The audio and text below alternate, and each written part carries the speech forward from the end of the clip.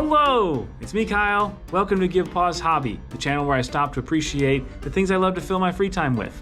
And we're back with Root content. It's been a while since I've done anything genuine. I suppose recapping a failed live stream of a Robo Rumble is technically legitimate. There's a link here for that. I did really enjoy that game, and I'd love to reset it and actually tape it and do it the way I know, which is record it all and edit it, which takes more time. However, live streaming ain't easy, it seems. So I guess I should have known that, but now I do for sure. But anyways, we're back with a short little winding the gears episode here because there's something that came to my attention.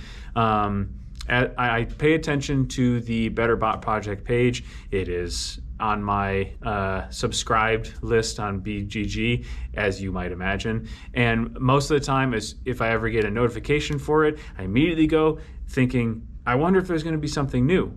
Not any sort of pressure, because I can't imagine the amount of work that goes into making even an initial foray into this. I know a little bit from making some like homebrew things for kind of spoiler factions to make my two-player games with my wife a little bit more interesting for some other games.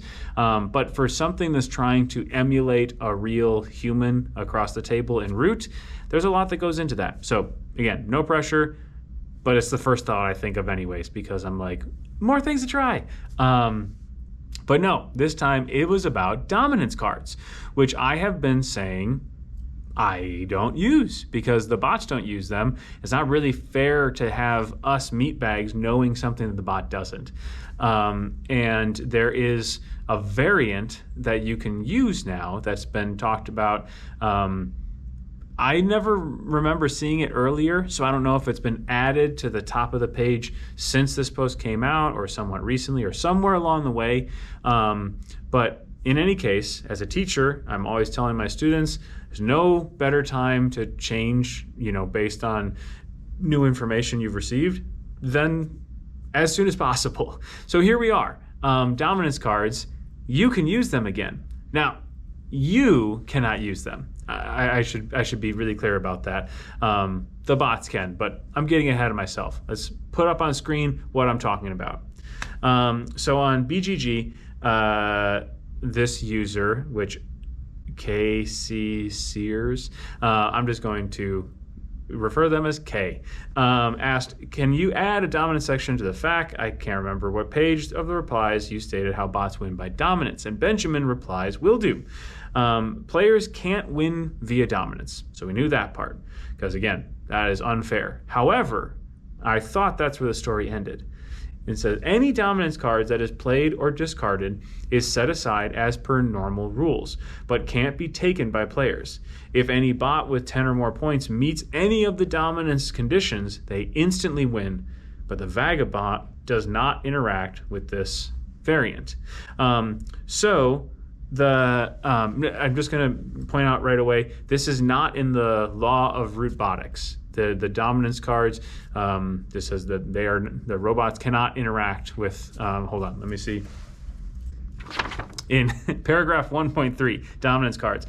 Bots cannot play a dominance card to change their victory condition, which I guess is technically true. Their victory condition never actually changes. They don't have the turn, for the rest of the table to respond, where they have to say, I'm playing a dominance card and I'm removing my victory point token. They are always pushing up to 30. But what this variant says is that if there is a dominance card or one or more that are publicly not, available because they were discarded after being spent to do something, or just discarded at the end of a player's turn as excess, now they are available for bots to just snatch up and win the game. So if they have 10 or more points, just like humans have to win with dominance, and they meet the criteria, then the game just ends and the bots win, which I think is actually pretty cool. I'm not going to lie. This is one more thing to keep, up in the old noodle while you're playing. But I don't think it's that terrible. I think I would probably maybe put the dominance cards right by the victory point track. If there's space there, I'm just kind of thinking through it in my head. So there's a spot where it's going to be really easy to reference which ones are out at any given time, if any. And every time people go to change their victory point tracks, human or bot, they're going to be kind of reaching over and paying attention to those dominance cards. So I'm a big fan of putting things in places where you are having the maximum chance of noticing it. Otherwise, they're going to, at least for me, it's going to be forgotten about. But this is really interesting because there are definitely times where bots just happen to, in their wonderful random glory, happen to create a situation in which they have created a stranglehold on one of the suited clearings or opposite corners in the case of the bird card. So I'm excited about this. Typically in my setup, in the box where I have all my cards, I have the 4 dominance cards facing the other way as the other cards because so many of my games of Root are with the bots that I know technically they just should be in the deck as one more card of each suit, but since I can't play with them as a human and the bots previously couldn't play with them per the rules, I just took them out because it was an even skew across the 4 suits. We were just dropping the number of each suit by 1, and I figured no harm, no foul. But I'm excited to put them back in and curse those cold, dead hearts of the ROOTbots that they can use something that might clog up my hand, but also might provide them a pathway to victory. So, yeah, it's a super interesting development. Again, I don't know exactly when it was added to the overall. It might have been one of those older law of bots that were put out that are now outdated, and maybe I just missed it along the way. But in any case, it's out there. I'm excited to try it out, and you should too.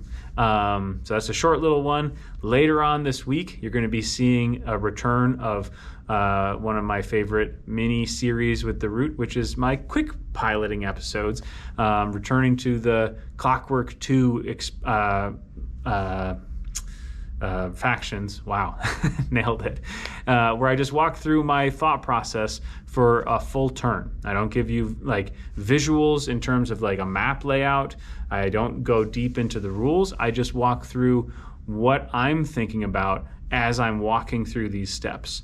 So again, if you've watched an old video of, say, logical lizards, which may or may not be first, this would be a great way to check your work to see if you still remember how to do it.